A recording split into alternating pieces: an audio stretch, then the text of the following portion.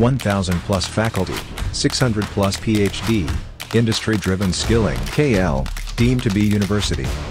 హిందూ సాంప్రదాయానికి ప్రతీక సంక్రాంతి పండుగ.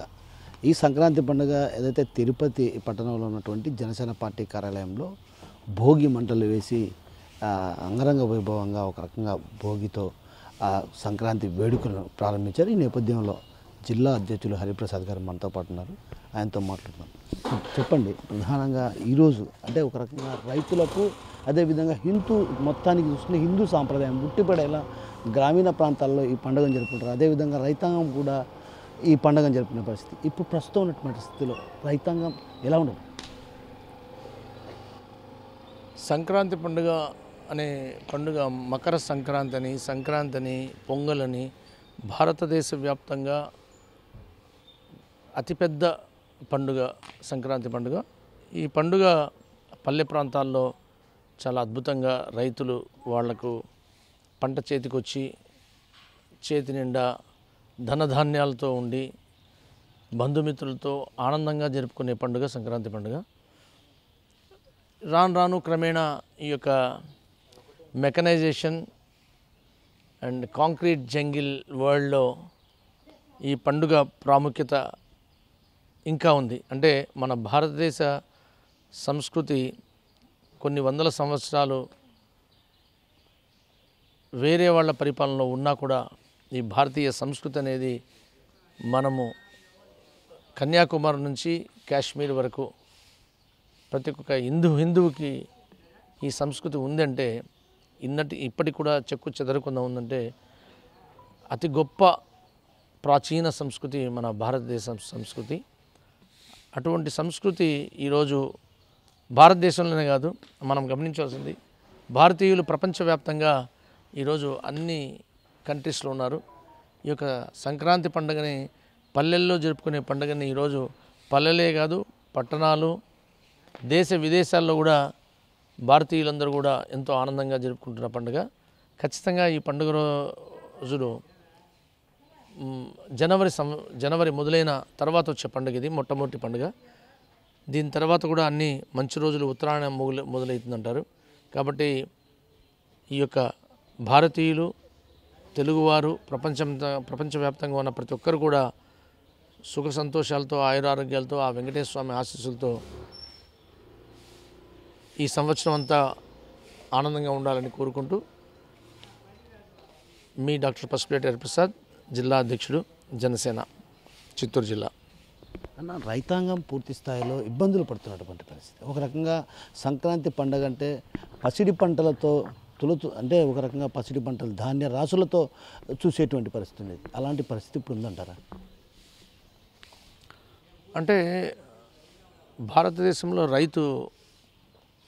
రైతే రాజు, మన వెన్నెముక అనే భారతీయ సంస్కృతిలో మనం గమనించుకుంటే 160% ప్రజలు వ్యవసాయం మీద ఆధారపడి ఉంటారు.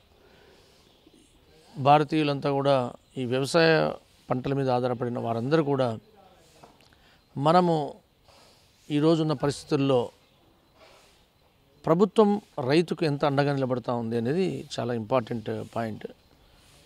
ఇంతకుముందు ప్రభుత్వాల్లో రైతుకు సబ్సిడీ విత్తనాలు ఇచ్చేవాళ్ళు, రైతుకు ఎరువులు ఇచ్చేవాళ్ళు సబ్సిడీలో, అలాగే ఉచిత కరెంటు, ఎన్నో సదుపాయాలు ప్రభుత్వం కల్పించేది. కానీ ఇప్పుడున్న ప్రభుత్వంలో ఎస్పెషల్లీ ఆంధ్రప్రదేశ్లో ఈ యొక్క వైఎస్ఆర్సీపీ ప్రభుత్వంలో రైతును రాజు చేయడం బదులు రైతును కూలించేశారు, అంటే బిచ్చగాని చేశారు. సంవత్సరానికి 10,000 రూపాయలని కష్టపడి పనిచేసే రైతుని ఒక 10,000 రూపాయల్లో ఏం రైతుకు సరిపోతుంది ఆ కుటుంబానికి అని ఆలోచించకుండా ఈ 10,000 బిచ్చం వేస్తూ రైతుని కూలించేశారు. రైతు రాజన్న ఈ యొక్క వైఎస్ఆర్సీపీ ప్రభుత్వం ఈరోజు రైతును కూలీగా చూడాల్సిన దుస్థితి మన రాష్ట్రంలో ఏర్పడింది. ఖచ్చితంగా రాబో రోజుల్లో ఈ సంవత్సరంలో 2-3 నెలల్లో జనసేన తెలుగుదేశం ప్రభుత్వం రాబోతోంది. రైతును రాజులాగా మేము ఖచ్చితంగా ఆ స్థాయి రైతు కల్పిస్తాం. ఒక రైతు ఒక ఎకరాలో 50,000 రూపాయలు సంపాదించగలడు వ్యవసాయం చేసి. కానీ 10,000 రూపాయల బిచ్చంతో ఆ రైతును సరిపెడుతున్నారు. ఇది కరెక్ట్ పద్ధతి కాదు. ఖచ్చితంగా మా ప్రభుత్వం రైతుకు ఏమేమి సదుపాయాలు కావాలో అవన్నీ ఇచ్చి మంచి పంట బయటకు వచ్చేలా చేసి, ఒకవేళ విపరీత పరిస్థితుల వల్ల, తుఫాను వల్ల, లేకపోతే గాలి వీదురుగాళ్ళ వల్ల పంట నష్టపోయినా కూడా నష్ట బీమా రైతులకు చేసే విధంగా మేము ముందుకెళ్తాం. అలాగే రైతు పండించిన తర్వాత చాలామంది రైతులకు గిట్టుబాటు ధరలు రాక రైతులు ఎంతో బాధపడే పరిస్థితి ఉంది. ముఖ్యంగా గిట్టుబాటు ధరను కూడా కల్పించే విధంగా జనసేన తెలుగుదేశం ముందుకు నడుస్తాయని, ముఖ్యంగా రైతు గురించి మా ఆలోచన ఒకటి, రైతు 1 ఎకరాలో ఎంత పంట తీయగలనే దానికి కావలసిన ప్రతి ఒక్కటి విత్తనాలు, ఎరువులు, ఉచిత కరెంటు ఇవన్నీ ఇచ్చి పంట అధిక దిగుబడి వచ్చేలాగా, సాంకేతిక పద్ధతుల్లో అధిక దిగుబడి వచ్చేలాగా చూస్తూ, రెండవది ఒకవేళ పంట నష్టం జరిగితే దానికి బీమా కల్పించే విధంగా ఆలోచిస్తూ, మూడవది పంట పండిన తర్వాత దానికి గిట్టుబాటు ధర కల్పించే విధంగా ప్రయత్నం చేస్తూ, నాలుగవది ఒక్కొక్కసారి ఆ యొక్క పండించిన పంటకు ధర లేనప్పుడు శీతల గిడ్డంగుల ద్వారా వాటిని నిలువ చేసి అవసరమైన సమయంలో మంచి దిగుబడికి మంచి ధర వచ్చేలాగా జనసేన తెలుగుదేశం ప్రభుత్వం రైతు మీద ఇంత ఆలోచన పెట్టుకొని ఉంది. ఖచ్చితంగా రైతుకు అన్ని విధాలుగా సహకరించి రైతును రాజు చేయాలన్న ఆలోచనే జనసేన తెలుగుదేశం యొక్క పార్టీ యొక్క ముఖ్య లక్షణం, ముఖ్య ఉద్దేశం.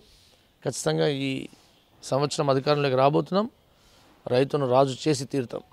అన్న, ప్రధానంగా పొత్తులో భాగంగా తిరుపతి జనసేన పార్టీకి ఇస్తే ఎలా ఉండబోతుంది? అదేవిధంగా తిరుపతి నుంచి పవన్ కళ్యాణ్ గారు పోటీ చేయాలన్నటువంటి డిమాండ్ కూడా ఉన్నటువంటి పరిస్థితి ఎలా చూడవచ్చు? తిరుపతి నగరంలో మనం తీసుకుంటే, తిరుపతిలో చిరంజీవి గారు 2009లో గెలిచారు. ఆ తర్వాత 2019 కూడా పవన్ కళ్యాణ్ గారు నిలబడి ఉంటే మేము తిరుపతిలో ఖచ్చితంగా గెలిపించుకొని తీరుంటాం. ఖచ్చితంగా ఆ రోజు ఆయన పాలకుల్లో ఓడిపోయినా తిరుపతిలో గెలిపించాం. మొన్న 2019లో ఒకవేళ భీమవరం, గాజువాకలో ఓడిపోయిన తిరుపతిలో పవన్ కళ్యాణ్ గారిని గెలిపించుకొని ఉంటాం. ఈరోజు కూడా తిరుపతి జనసేన పార్టీకి పొత్తులో ఒక బలమైన సీటు.